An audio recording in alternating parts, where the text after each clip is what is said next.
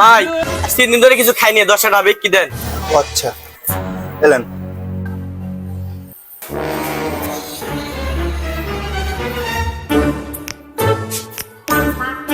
ভাই আল্লাহর নামে কিছু দেন।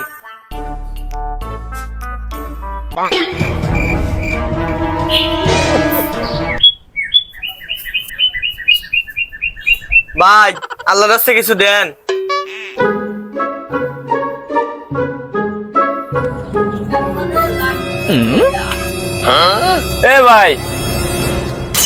এ ভাই আমি ফয়রিক বিক্রি দিলাম, আপনি টাকা নিলেন কে?